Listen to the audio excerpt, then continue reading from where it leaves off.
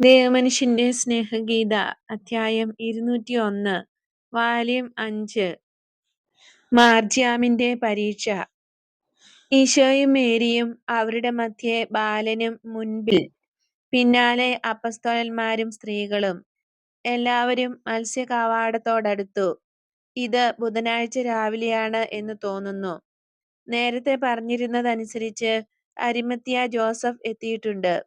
അയാൾ വന്ന് ഈശോയെയും ചെറുസംഘത്തെയും അഭിവാദ്യം ചെയ്യുന്നു. ഈശോ പട്ടാളക്കാരൻ അലക്സാണ്ടറെ തിരയുന്നു, എന്നാൽ കണ്ടില്ല. ഇന്നും അവൻ വന്നില്ലല്ലോ. എന്തു പറ്റിയെന്ന് ഞാൻ വിസ്മയിക്കുന്നു. ആൾക്കൂട്ടം വളരെ വലുതായതുകൊണ്ട് മറ്റു പട്ടാളക്കാരോട് ചോദിച്ചറിയാനും സാധിക്കയില്ല. ചോദിക്കാൻ പരിശ്രമിക്കുന്നത് ബുദ്ധിപൂർവമായ പ്രവൃത്തിയുമായിരിക്കയില്ല. കാരണം തിരുനാളിനു മുൻപ് യഹൂദന്മാർ എപ്പോഴും തന്നെ അസഹിഷ്ണുക്കളാണ്. ഇന്ന് പ്രത്യേകിച്ചും. സ്നാപകനെ കാരാഗൃഹത്തിലാക്കിയത് കാരണം കൂടുതൽ അസ്വസ്ഥരാണവർ. അതിന് പീലാത്തോസിനെയും ശിങ്കിടികളെയും അവർ കുറ്റപ്പെടുത്തുന്നുമുണ്ട്. ഞാൻ ഇത് മനസ്സിലാക്കുന്നത് പട്ടാളക്കാരും യഹൂദന്മാരും തമ്മിൽ കവാടത്തിങ്കൽ വഴക്കടിക്കുന്നതിനിടയിൽ പറയുന്ന ചീത്ത വാക്കുകളിൽ നിന്നാണ്. വെടിക്കെട്ട് പോലെയാണ് തെറി വിളിക്കുന്നത്.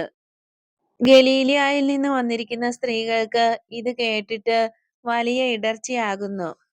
അവർ ശിരോവസ്ത്രവും പുറംകുപ്പായവും ഒന്നുകൂടെ വലിച്ചിട്ട് തങ്ങളെ തന്നെ കൂടുതൽ മറയ്ക്കുന്നു. മേരി വിവരണയാകുന്നുണ്ടെങ്കിലും സന്ദേഹം കൂടാതെ മുന്നോട്ട് നടക്കുന്നുണ്ട്.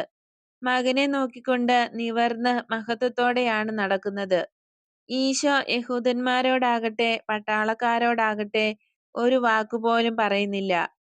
ഗലീലിയക്കാരുടെ സംഘത്തോട് അല്പം അസുഖകരമായ വിധത്തിൽ ആരൊക്കെയോ സംസാരിക്കാൻ തുടങ്ങിയപ്പോൾ അരിമത്യ ജോസഫ് മുന്നോട്ട് വന്ന് ഈശോയുടെ സമീപത്തേക്ക് നടക്കുന്നു. ജനക്കൂട്ടത്തിന് അയാളെ മനസ്സിലായപ്പോൾ ബഹുമാനത്താൽ അവർ സംസാരം നിർത്തി.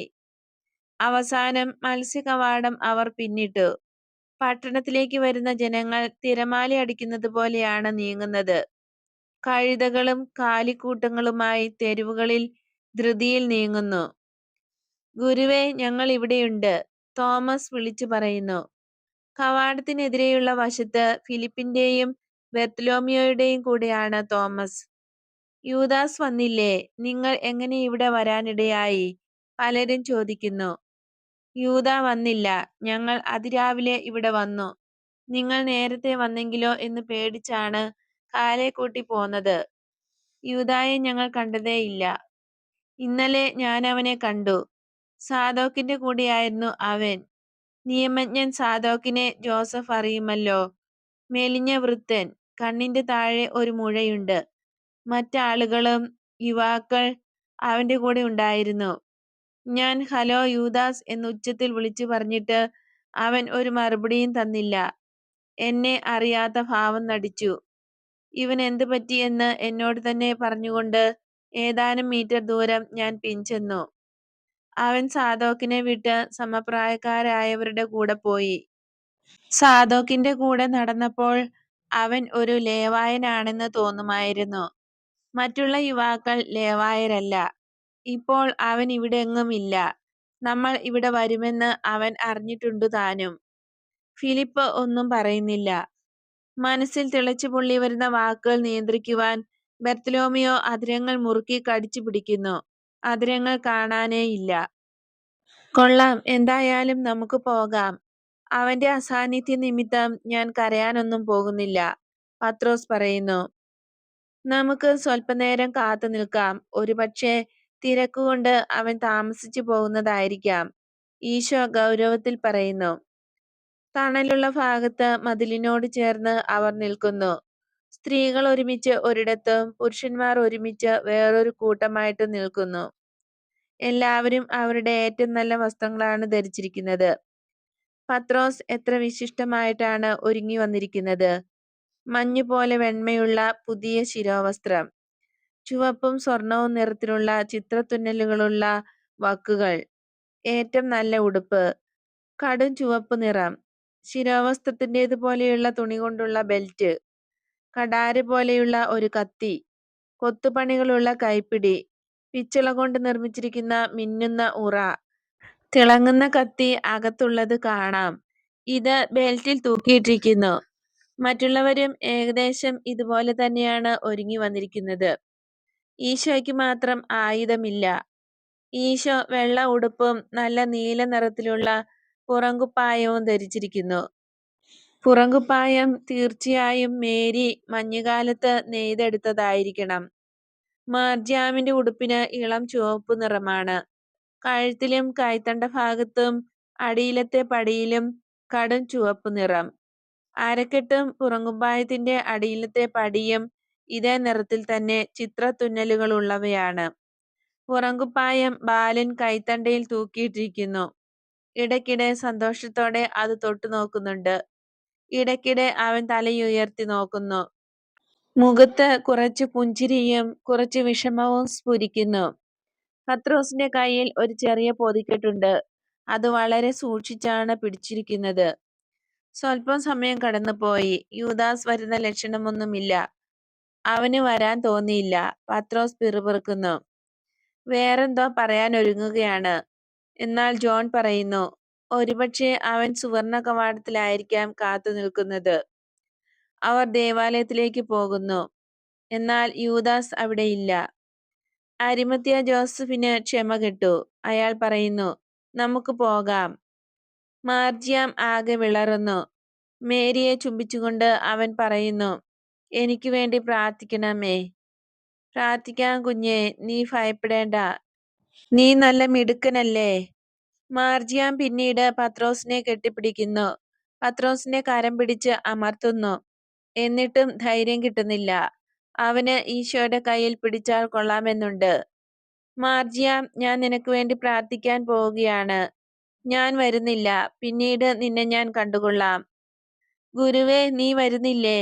എന്തുകൊണ്ടാണ് വരാത്തത്? പത്രോസ് വലിയ വിസ്മയത്തോടെ ചോദിക്കുന്നു. കാരണം അങ്ങനെയായിരിക്കുന്നതാണ് കൂടുതൽ നല്ലത്. ഈശോയ്ക്ക് ഗൗരവമാണ്. ദുഃഖം മുഖത്തു കാണാം. ഇങ്ങനെയും ഈശോ കൂട്ടിച്ചേർക്കുന്നു, നീതിമാനായ ജോസഫ് എന്റെ തീരുമാനത്തെ അംഗീകരിക്കാതിരിക്കുകയില്ല. ജോസഫ് ഒരു വാക്കുപോലും ഉച്ചരിക്കുന്നില്ല. എന്നാൽ വാചാലമായ ഒരു നെടുനിശ്വാസം കൊണ്ട് അംഗീകാരം ഉറപ്പിക്കുന്നു. എന്നാൽ പിന്നെ നമുക്ക് പോകാം, പത്രോസ് വിഷമത്തോടെ പറയുന്നു. മാർജിയാം ജോണിനെ മുറുകെ പിടിക്കുകയാണ്. ജോസഫ് മുമ്പേയും മറ്റുള്ളവർ പിമ്പേയുമായി അവർ പോവുകയാണ്. ജോസഫിനെ ആളുകൾ താണു വണങ്ങി ബഹുമാനം കാണിക്കുന്നുണ്ട്. സൈമണും തോമസും അവരുടെ കൂടെ പോകുന്നുണ്ട്. മറ്റുള്ളവർ ഈശോയുടെ കൂടെ. ഒരിക്കൽ ഈശോ പ്രവേശിച്ച അതേ ഹാളിൽ ഇവർ പ്രവേശിക്കുന്നു.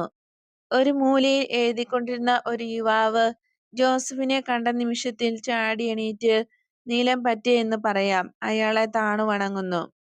സക്രിയാസേ, ദൈവം നിന്നോടുകൂടെ.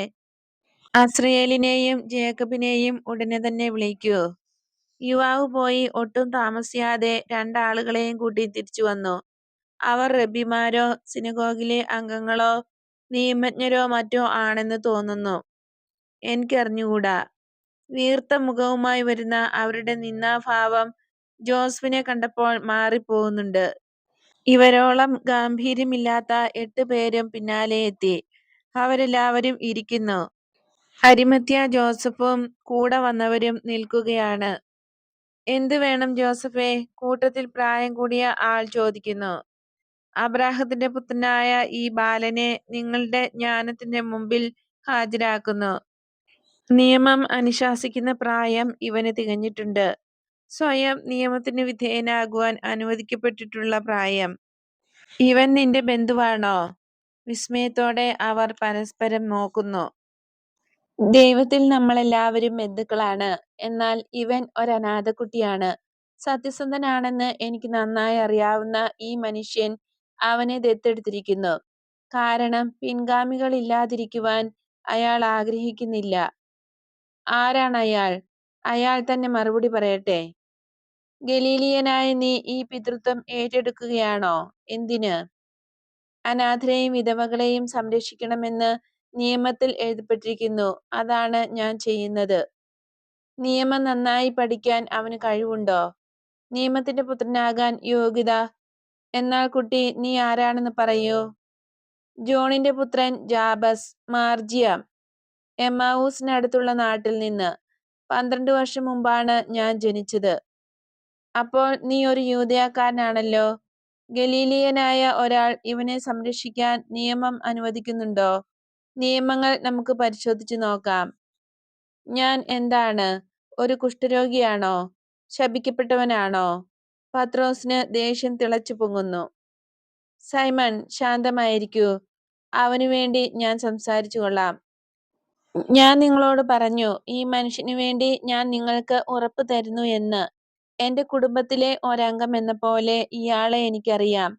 നിയമത്തിലോ പ്രമാണങ്ങൾക്കോ എതിരായിട്ടുള്ളതൊന്നും മൂപ്പനായ ജോസഫ് അവതരിപ്പിക്കയില്ല. നീതിപൂർവം ഈ കുട്ടിയെ പരീക്ഷിച്ചു വിടുക. പരീക്ഷയ്ക്ക് ഹാജരാകാനുള്ള കുട്ടികളെ കൊണ്ട് മുറ്റം നിറഞ്ഞിരിക്കുകയാണ്. എല്ലാവരെയും ഓർത്ത് ദയവായി ഒന്ന് വേഗം നടത്തൂ. എന്നാൽ കുട്ടിക്ക് 12 വയസ്സായെന്ന് തെളിയിക്കാൻ ആർക്ക് കഴിയും? ദേവാലയത്തിൽ നിന്ന് അവൻ വീണ്ടെടുക്കപ്പെട്ടവനാണോ? രേഖകൾ നോക്കി അത് തെളിയിക്കാമല്ലോ. നല്ല ബുദ്ധിമുട്ടുള്ള ജോലിയാ, എന്നാലും ചെയ്യാൻ കഴിയും. കുട്ടി, നീ ആദിജാതനാണെന്ന് നീ എന്നോട് പറഞ്ഞോ? ഉവ്വ് സാറേ, അത് നിങ്ങൾക്ക് കണ്ടുപിടിക്കാൻ കഴിയും. കാരണം എന്നെ ദൈവത്തിന് കാഴ്ചവെക്കുകയും നിയമം അനുശാസിക്കുന്ന കാഴ്ച അർപ്പിച്ചുകൊണ്ട് വീണ്ടെടുക്കുകയും ചെയ്തതാണ്. എന്നാൽ ഇവയെല്ലാം നമുക്ക് നോക്കിയെടുക്കാം, ജോസഫ് പറയുന്നു. അതിന്റെ ആവശ്യമില്ല, വളരെ നിസ്സംഗതയോടെ പരിഹാസകരായ ആ 2 പരീക്ഷകർ പറയുന്നു. കുട്ടി, വരൂ, 10 കൽപ്പനകൾ പറയൂ. ബാലൻ ഒരു ചാഞ്ചല്യവും കൂടാതെ അത് ഉരുവിടുന്നു. ജേക്കബ്, ആ ചുരുൾ ഇങ്ങ് തരൂ. കുട്ടി, നിനക്ക് വായിക്കാൻ കഴിയുമെങ്കിൽ ഇത് വായിക്കൂ. ഏത് ഭാഗമാണ് റബ്ബി? നിനക്കിഷ്ടമുള്ള ഭാഗം, നീ ആദ്യം കാണുന്ന ഭാഗം, അസ്രായേൽ പറയുന്നു. അല്ല, ചുരുൾ ഇങ്ങ് തരൂ. ചുരുൾ നിവർത്തി ഒരു ഭാഗം ചൂണ്ടിക്കാണിച്ച് ജേക്കബ് പറയുന്നു. ഇതാ, ഇവിടം വായിക്കൂ. അവൻ അപ്പോൾ അവരോട് രഹസ്യമായി പറഞ്ഞു, സ്വർഗത്തിന്റെ നാഥനെ വാഴ്ത്തുവിൻ. സകല സൃഷ്ടികളുടെയും മുമ്പിൽ അവന്റെ സ്തുതികൾ ഉരുവിടുവിൻ. എന്തെന്നാൽ അവൻ നിങ്ങളോട് കാരുണ്യം കാണിച്ചിരിക്കുന്നു. ഒരു രാജാവിന്റെ രഹസ്യം കാത്തു സൂക്ഷിക്കുന്നത് യുക്തമാകുന്നു. എന്നാൽ അത് വെളിപ്പെടുത്തുന്നതും ശരി തന്നെ. അത് മതി, അത് ധാരാളം മതി. ഇതെന്താണ്? സ്വന്തം പുറംകുപ്പായത്തിന്റെ തൊങ്ങലുകൾ കാണിച്ചുകൊണ്ട് ജേക്കബ് ചോദിക്കുന്നു. പരിശുദ്ധമായ തൊങ്ങലുകൾ. നമ്മൾ അത് ധരിക്കുന്നത് അത്യുന്നതനായ കർത്താവിന്റെ പ്രമാണങ്ങൾ ഓർമ്മിക്കുന്നതിനാണ്.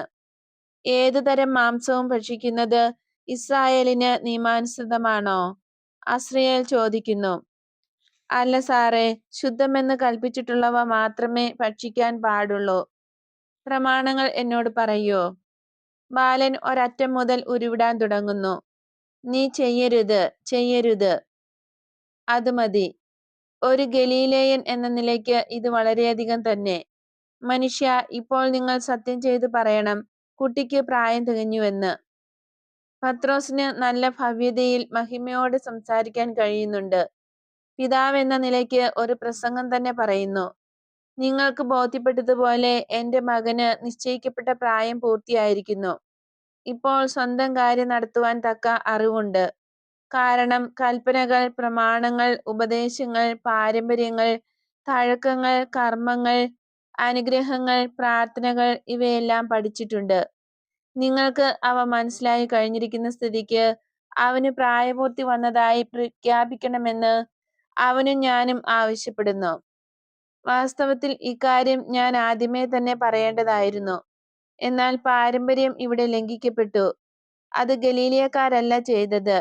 കുട്ടിയെ പരീക്ഷിച്ച് ചോദ്യങ്ങൾ ചോദിച്ചതും അവന്റെ പിതാവിന്റെ മുമ്പിൽ വച്ചാണ്. എന്നാൽ ഞാൻ നിങ്ങളോട് പറയുന്നു, നിങ്ങൾ അവന് യോഗ്യത കൽപ്പിച്ചിരിക്കുന്നതിനാൽ അവന്റെ പ്രവൃത്തികൾ ദൈവത്തിന്റെയും മനുഷ്യരുടെയും മുമ്പിൽ ഈ നിമിഷം മുതൽ ഞാൻ ഉത്തരവാദിത്തം ഉള്ളവനല്ല. സിനഗോഗിലേക്ക് പോയിക്കൊള്ളൂ. ആ ചെറുസംഘം സിനഗോഗിലേക്ക് നീങ്ങുന്നു. പത്രോസ് നിലയ്ക്ക് നിർത്തിയ റബ്ബിമാർ മുഖം വീർപ്പിച്ച് നോക്കിക്കൊണ്ടിരിക്കുകയാണ്. മാർജിയാം പ്രസംഗപീഠത്തിന്റെയും ദീപങ്ങളുടെയും മുമ്പിൽ നിൽക്കുന്നു. അവർ അവന്റെ മുടി മുറിച്ച് നീളം കുറയ്ക്കുന്നു. തോളിൽ മുട്ടിക്കിടന്നിരുന്ന മുടിക്ക് ഇപ്പോൾ കാതിന് അടിഭാഗം വരെ നീളമേയുള്ളൂ. പത്രോസ് കയ്യിലിരുന്ന പൊതി തുറന്ന് ചുവപ്പ് നിറമുള്ള ഒരു കമ്പിളി ബെൽറ്റ് എടുത്ത്, സ്വർണ്ണ നിറമുള്ള ചിത്രത്തുന്നലുകളുള്ള മനോഹരമായ ബെൽറ്റ് അവനെ ധരിപ്പിക്കുന്നു. പുരോഹിതന്മാർ തുകലുകൾ കൊണ്ടുള്ള ചെറിയ റിബൺ അവന്റെ നെറ്റിയിലും കയ്യിലും കെട്ടുമ്പോൾ പത്രോസ് മാർജിയം കയ്യിൽ തൂക്കിയിട്ടിരുന്ന പുറങ്കുപ്പായം വാങ്ങി അതിന്റെ വിളുമ്പിൽ തൊങ്ങലുകൾ പിടിപ്പിക്കുന്ന തിരക്കിലാണ്. കർത്താവിനെ സ്തുതിച്ചുകൊണ്ട് ഒരു സംഗീതം ആലപിക്കുകയാണ് ഇപ്പോൾ. പത്രോസ് തരളിതനായി കാണപ്പെടുന്നു. ചടങ്ങ് കഴിഞ്ഞു. അവർ വേഗം പുറത്തു കടന്നു. പത്രോസ് പറയുന്നു, ദൈവത്തിന് സ്തുതി, ഞാൻ അങ്ങ് മടുത്തുപോയി. ഒരു നിമിഷം കൂടെ നിൽക്കാൻ എന്നെക്കൊണ്ട് കഴിയുമായിരുന്നില്ല. ജോസഫ് എന്ത് പറയുന്നു? അവർ കർമ്മം പൂർത്തിയാക്കി പോലുമില്ല. സാരമില്ല എന്റെ മകനെ, നിന്നെ കാഴ്ചവയ്ക്കാനുള്ള ആൾ നിനക്കുണ്ട്. നമുക്ക് പോയി കർത്താവിനുള്ള സ്തുതിയുടെ ബലിയർപ്പിക്കാനുള്ള ആട്ടിൻകുട്ടിയെ കൊണ്ടുവരാം. നിന്നെപ്പോലെയുള്ള ഓമനത്വം നിറഞ്ഞ ഒരാട്ടിൻകുട്ടിയെ. ജോസഫേ, എന്റെ നന്ദി ഞാൻ നിനക്ക് തരുന്നു. മകനെ, ഈ വലിയ സ്നേഹിതനോട് നന്ദി എന്ന് പറയൂ. ജോസഫ് കൂടെ ഇല്ലായിരുന്നെങ്കിൽ അവർ നിങ്ങളെ വളരെയധികം അധിക്ഷേപിക്കുമായിരുന്നു. സൈമൺ, നിന്നെപ്പോലെ നീതിമാനായ ഒരാളെ സഹായിക്കാൻ ഇടയായതിൽ എനിക്ക് സന്തോഷമുണ്ട്. വീട്ടിലേക്ക് ഭക്ഷണം കഴിക്കാൻ നിങ്ങളെ എല്ലാവരെയും ക്ഷണിക്കുന്നു. തീർച്ചയായും മറ്റുള്ളവരെയും കൊണ്ടുവരുമല്ലോ. നമുക്ക് പോയി ഗുരുവിനോട് പറയാം. എന്നെ സംബന്ധിച്ചാണെങ്കിൽ ഇത് വളരെ കൂടിപ്പോയിരിക്കുന്ന ഒരു ബഹുമതിയാണ്. പത്രോസ് എളിമയോടെ പറയുന്നു. എന്നാൽ സന്തോഷ നിമിത്തം മുഖം നന്നായി പ്രകാശിക്കുന്നുണ്ട്. അവർ പല മുറ്റങ്ങളും ഹാളുകളും കടന്ന് സ്ത്രീകൾക്കുള്ള സ്ഥലത്തെത്തുന്നു. അവിടെ മാർജിയാമിന്റെ സ്നേഹിതരെല്ലാം അവനെ അനുമോദിക്കുകയാണ്. പുരുഷന്മാരെല്ലാവരും ഇസ്രായേൽക്കാർക്ക് മാത്രമായിട്ടുള്ള ഹാളിലേക്ക് പോകുന്നു. ഈശോയും ശിഷ്യരും അവിടെയാണുള്ളത്. എല്ലാവരും ഒരുമിച്ച് കഴിഞ്ഞപ്പോൾ ആട്ടിൻകുട്ടിയെ ബലിയർപ്പിക്കാൻ പത്രോസ് പോയി. മറ്റുള്ളവർ പല മുറ്റങ്ങളും പൂമുഖങ്ങളും കടന്ന് ആദ്യത്തെ മതിലിനരികിലേക്ക് പോകുന്നു. പൂർണ്ണ ഇസ്രായേൽക്കാരനായിരിക്കുന്ന ബാലനെ കുറിച്ച് പത്രോസിന് എത്രയധികമായ സന്തോഷം! സന്തോഷത്തിന്റെ ആധിക്യത്തിൽ ഈശോയുടെ നെറ്റിത്തടത്തിലെ ചുളിവുകൾ പത്രോസ് കാണുന്നതേയില്ല. അതുപോലെ തന്നെ കൂട്ടുകാരും ഒരക്ഷരവും ഉരിയാടുന്നില്ല എന്ന കാര്യവും പത്രോസിന്റെ ശ്രദ്ധയിൽപ്പെടുന്നില്ല. ജോസഫിന്റെ വീട്ടിലെ വിശാലമായ മുറിയിൽ വച്ച് വിധിപ്രകാരമുള്ള ചോദ്യം ബാലനോട് ചോദിക്കുന്നു. ഭാവിയിൽ അവൻ എന്ത് ചെയ്യാൻ പോകുന്നെന്ന്. ഞാൻ എന്റെ പിതാവിനെ പോലെ ഒരു മീൻപിടുത്തക്കാരനായി തീരും എന്ന് മറുപടി പറയുന്നത് കേട്ടപ്പോൾ പത്രോസിന് കരച്ചിൽ വന്നു. പരിസരബോധം വന്നു. എല്ലാം മനസ്സിലാക്കി. എങ്കിലും യൂദാസ് ഒരു തുള്ളി വിഷമൊഴിച്ച് നമ്മുടെ തിരുനാൾ മോശമാക്കിയല്ലോ. ഗുരുവേ, അങ്ങേക്ക് അവൻ വിഷമം വരുത്തി. അതിനാലാണ് മറ്റുള്ളവരും വിഷാദിച്ചിരിക്കുന്നത്. ഞാൻ ഇത് നേരത്തെ മനസ്സിലാക്കാതിരുന്നത് എന്നോട് ക്ഷമിക്കണമേ. ഹാ യൂദാസ്! എനിക്ക് തോന്നുന്നത് പത്രോസിനെ പോലെ എല്ലാവരും നെടുനിശ്വാസം ഉള്ളിൽ അമർത്തുന്നു എന്നാണ്. വിഷമയം മാറ്റി കളയുന്നതിനായി പുഞ്ചിരി തൂകാൻ ശ്രമിച്ചുകൊണ്ട് ഈശോ പറയുന്നു, സൈമൺ, നീ വിഷമിക്കേണ്ട. നിന്റെ ഭാര്യയില്ലല്ലോ എന്ന് മാത്രമേ ഞാൻ കരുതുന്നുള്ളൂ. ഞാൻ അവളെക്കുറിച്ച് ചിന്തിക്കുകയായിരുന്നു. അവൾ എത്ര നല്ലവളാണ്. എപ്പോഴും എത്രയധികം ത്യാഗങ്ങളാണ് അവൾ ചെയ്യുന്നത്. എന്നാൽ താമസിയാതെ അവളുടെ സന്തോഷം അവൾക്ക് ലഭിക്കും. ഒട്ടും പ്രതീക്ഷിക്കാത്ത വലിയ സന്തോഷം. ലോകത്തിലുള്ള നന്മയെക്കുറിച്ച് നമുക്ക് ചിന്തിക്കാം. മാർജിയാം, വരൂ. അപ്പോൾ നീ എല്ലാ ചോദ്യങ്ങൾക്കും ശരിയായി ഉത്തരം നൽകിയല്ലോ. എനിക്കറിയാമായിരുന്നു നീ അങ്ങനെ ചെയ്യുമെന്ന്. ജോസഫ് ഭൃത്യന്മാർക്ക് നിർദ്ദേശം കൊടുത്ത ശേഷം ഹാളിലേക്ക് വരുന്നു. എല്ലാവർക്കും ഞാൻ നന്ദി പറയുന്നു.